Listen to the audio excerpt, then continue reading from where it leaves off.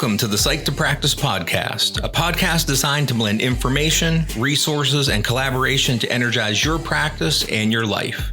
I'm your host, Dr. Ray Christner, and we are going to take a deep dive into all things mental health. My experience, passion, and a bit of luck has provided me with incredible opportunities. Of these, what strikes me the most are the many conversations where I hear not only the information that others have to share, but their passion behind it.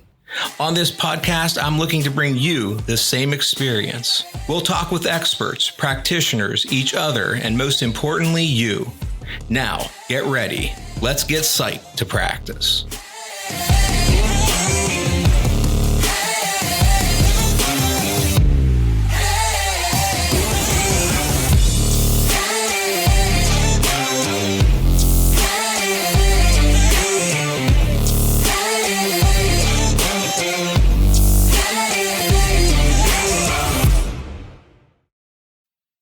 Hey everyone, it's great having you join us on the first episode of the Psyched to Practice podcast. I'm your host, Dr. Ray Christner, and with me on this journey is my co-host and our producer, Mr. Paul Wagner.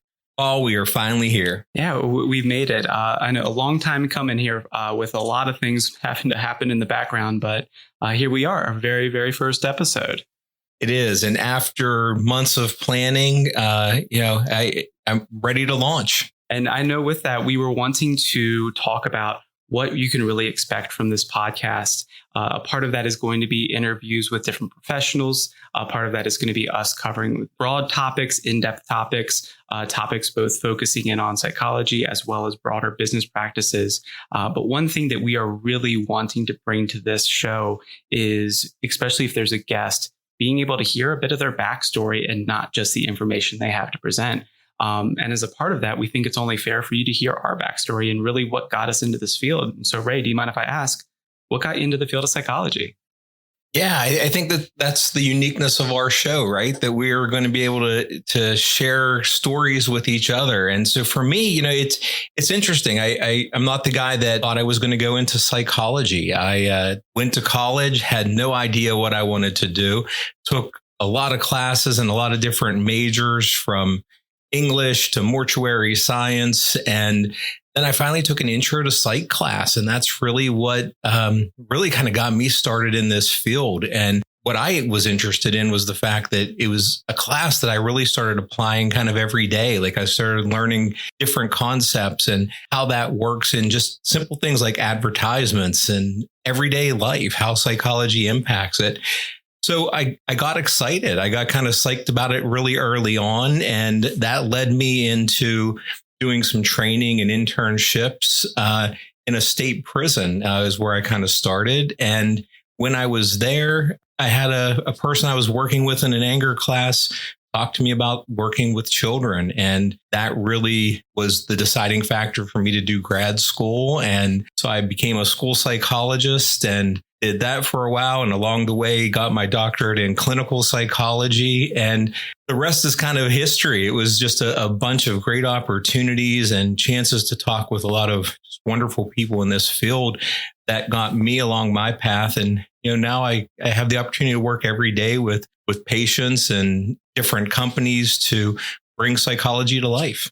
Wow. And talk about like the twists and turns that brought you here and going from that broader picture of not really knowing what you want to do to being in a prison to then go into working with children. That sounds like it's quite the jump. But certainly it sounds like it's something that really spoke to you along the way. And then at each point, finding something new to really grab onto.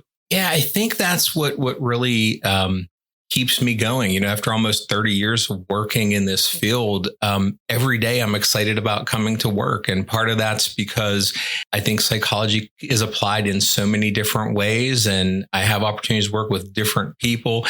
So it really is not a situation where I'm doing the same thing every day. I have a lot of different opportunities and something to really kind of keep me motivated and interested.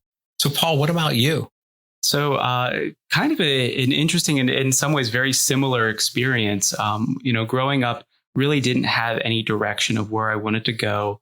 And during my time in high school, ended up taking an aptitude test that said psychology would be a good fit for me. So from there, I had a broad idea of what psychology was, but it wasn't until that intro psych class in college that I really started to get exposed to just how diverse psychology can be. I can really strongly remember talking about behaviorism and thinking, wow, I can change anything about myself that I want using these principles. And then there was that moment afterwards, recognizing that's not quite how it works. But from there, being able to go further in depth and actually learning about the different dynamics between psychology and counseling, and how there's so much more to psychology than counseling. But at that same point, feeling a real calling for counseling. So I found myself pursuing that in grad school, and really finding my niche, like right at the end of my grad school experience, through some specific classes. It was actually an existential and a person-centered class at my grad school. And in there, it was just a different approach to counseling and a different approach to connection with people, really talking about the broader experiences that people have that can be, really focused in on just whether that's trauma, whether that's hardship, whether that's conflict, but also really hearing about the individuality of a person and how there are patterns that are there for all of us, but how they present in such unique ways. And being able to hear that and hearing the people's stories has really connected with me. And yeah, that's brought me up through my career in pursuing outpatient counseling. Yeah, I think your comment about kind of this relationship with people and the idea of hearing people's stories, I think that transitions to why we're here presenting psychology and mental health information to our listeners. And, for me, one of the biggest, I think, experiences that really changed the path in my career was having the opportunity to just sit down and have these informal conversations with, people who are just experts in the field, and, people who have read their books and attended their workshops. And then that opportunity to sit down, maybe in a lobby of a hotel at a conference for 10 minutes, maybe even a half hour, and just hear them talk about their journey. Really, of all the things I think I experienced in my career, that's probably what changed things the most for me, and really opened up a lot of opportunities. And I hope for what we're bringing to our audience is those same opportunities to have those conversations about topics and how it really brings psychology to life to some extent. Yeah. And as you're saying that, really thinking about the platform that we're even using right here, right now, with podcasts. And podcasts are something that have been a part of my life probably on and off for the past decade, but certainly it's my daily listener for at least the past 5 years. And the thing that has always captured me about them is that it feels like I'm almost there sitting on a couch, being able to have a conversation or listening in on a conversation. And it doesn't have to be a classroom setting or going to a lecture or those formal learning environments, but it can be something where there's information imparted, but it's done in such a way that it feels like you're a part of it, and it feels much easier to grab onto. And certainly I hope we can bring that to our listeners. Yeah, I agree. I think I've shared with you many times along our planning stages. I think the thing I missed during this whole COVID experience was the fact that those conversations I had with people, they weren't there. We didn't have conferences to go to. We didn't have these social gatherings with other professionals. And really something I missed. And, I know in our conversations, and you expressed about podcasts, it's really kind of changed me as well. I mean, I find myself now probably listening to podcasts more than I do anything else. And I think you and I being on different ends of our career is a really nice merge to bring kind of to life those experiences you had with some of the experiences I've had, and then to share them with other people. Yeah, I know that as we're talking about how we view this podcast, we really want it to be something that's applicable to a broad audience, whether you're in a private practice or a group practice or part of a community-based mental health team, or even just someone with a casual interest in psychology. We really want to bring something to you. And as a part of that, we've actually developed 3 different structures of episodes that you can look out for on our feed. And Ray, do you mind telling the audience about what they can expect from these episodes?